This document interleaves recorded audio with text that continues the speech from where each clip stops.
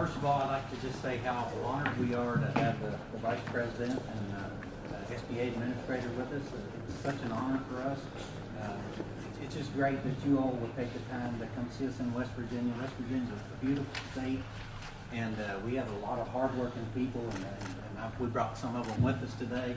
I'm just so excited to have the opportunity to have you all discuss some of the events or some of the issues that affect small businesses here in West Virginia. I brought Scott Edwards with us, James Hinkle, George Michael Stewart, John Jarrett, Cynthia Skiles, Art King, Jenny King, Jeff Gibbon, Glenn Yeager, and Tim Burns. And we have everything from here that really is small business, anywhere from 3 employees to hundreds. So it's a good cross-section for you. Once again, we're just excited to have you here, and thank you so much for coming. Well, thank you so very much to Ron and Nancy, the whole team here at Foster Supply, for hosting us. You could give them a round of applause if you appreciate it. Appreciate it very much. Thanks for the hospitality, and congratulations on your business's success. It is truly inspiring, and thank you to both of you for your contributions not only to the economic life of the region, but in public service in the region. You are my second favorite, Ron and Nancy. It's wonderful. It really is wonderful to be with all of you. And I want to thank all the business leaders that are here. I have made it a practice, as the President has sent me across the country, to take time before we speak, as we will in a few minutes, about President Trump's agenda. We want to take some time to continue to listen to job creators across the country about ways that we can more effectively advance the policies to get West Virginia moving again and get this economy moving again for every American. And so thank you for coming. I'm truly grateful, and I'm pleased to express the appreciation of the President of the United States for your time, and congratulate you on all of your success. As I said, we're really here to listen, and it's not just me. I'm pleased to be joined by the administrator of the Small Business Administration. You probably recognize her. She's one of an extraordinary family that built a small business literally into an entertainment titan in the WWE. I'm a fan. So,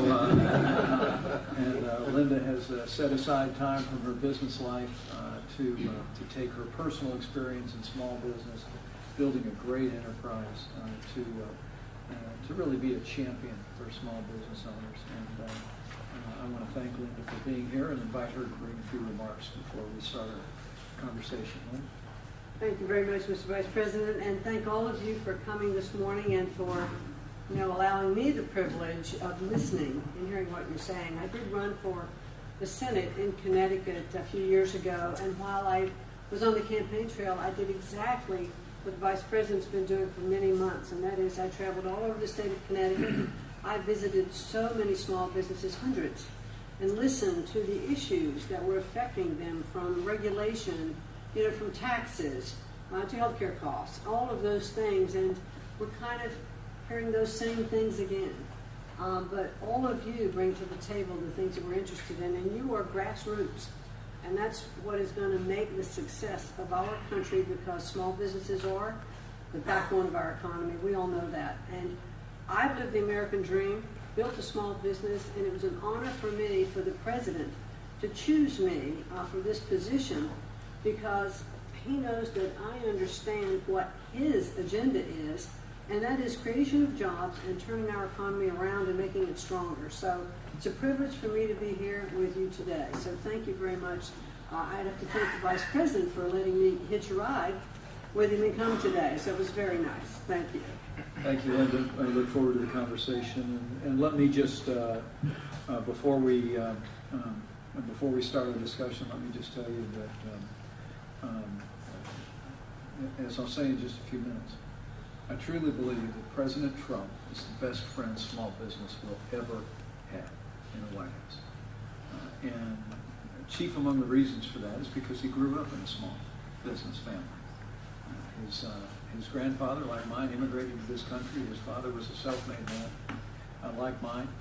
His dad had a building business in Queens, and my dad ran gas stations in southern Indiana, and the president and I both grew up, as your families undoubtedly have, involved in business. And he went on to build literally a global enterprise and national reputation and extraordinary success. I followed a career into public service.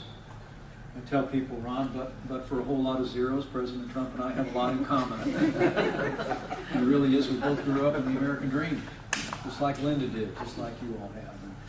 And the President and I are absolutely committed to reviving the American dream with policies of less regulation, less taxes, American energy, free and fair trade, investments in infrastructure, and creating an environment where the American people can be safe and prosperous and reach our full potential. So I just wanted you to understand my perspective, and the President's perspective comes from personal experience.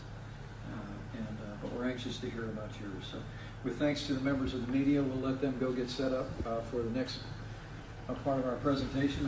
I'd be delighted, Ron, if you want to start the conversation. We just love to know what are the opportunities, what are the barriers to job creation and growth here in West Virginia.